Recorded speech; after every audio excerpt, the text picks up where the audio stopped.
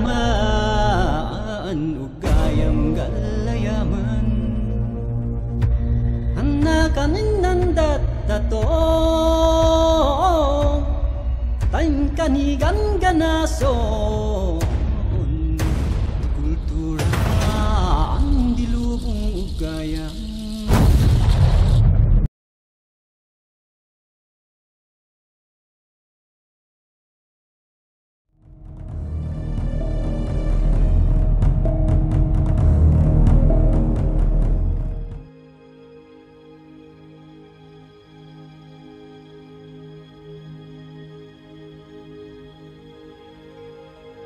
Ama, ina, mga kapatid ko, nais ko na sanang magpakasal na. Ngunit, aking supling, napakabata mo pa. Tama ang iyong ina. Pag-isipan mo muna ito na mabuti. Alam ko po, ngunit gusto ko na pong maghanap ng isang magandang dilag. Hayaan niyo po akong pumunta sa handog upang suyuin ko ang aking mapapangasawa.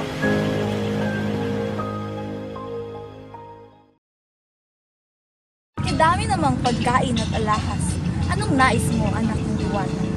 Nais ko sanang hingin ang kamay ng iyong anak na aking pinakamamahal.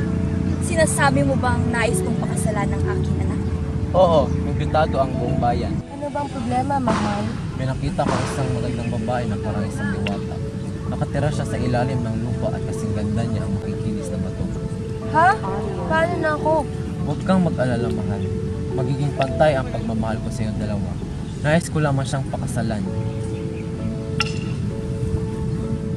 Masaya akong magkasama tayo. Ako din, mahal.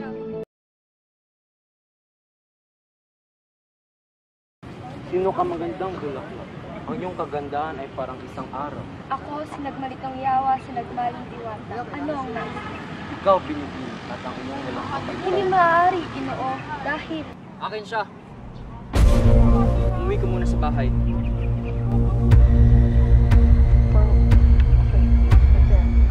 Bago mo siya makuha, dumaan ko muna sa aking hukay. Na ako labanan ka.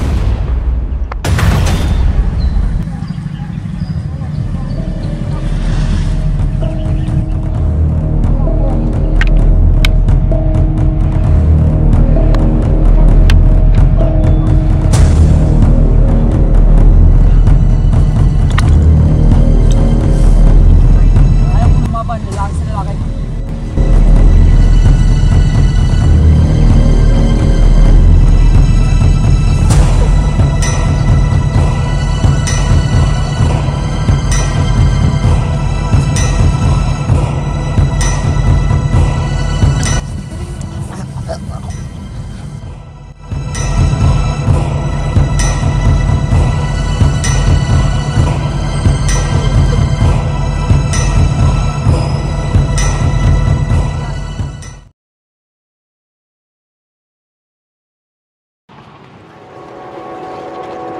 Ano ang iyong layunin sa paglalakbay, kaibigan? Gusto ko makilala kay Ama, kaya hinahanap ko siya. Ang iyong ama ba ay isang mandirigma na si Labaw Dunggon? Oo, siya nga. Siya rin ang aking ama. Kapatid, Kapatid! May alam ako paraan upang mahanap ang ating ama.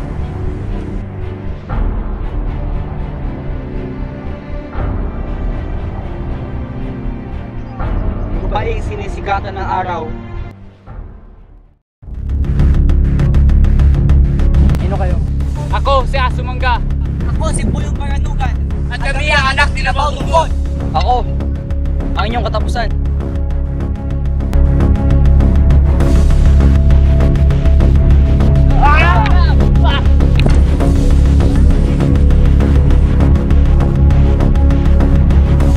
Bago mo makuha ang inyong ama, kailangan mo muna ko talunin.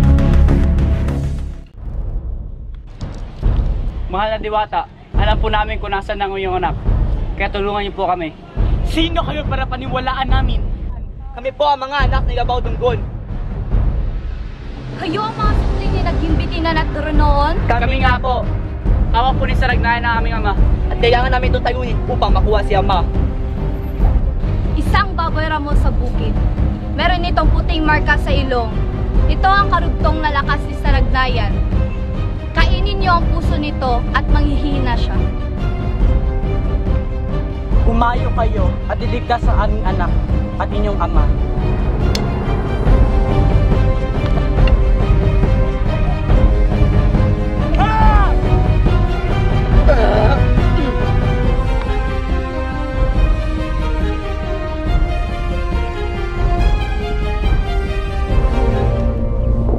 Nandito kami para talunin ka.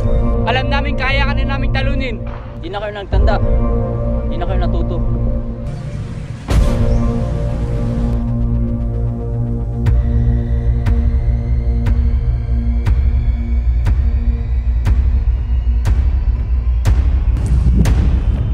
Pili ka.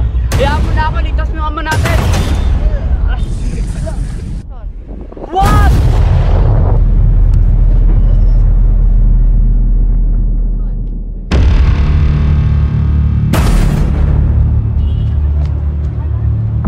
Mula dito ang ating ama.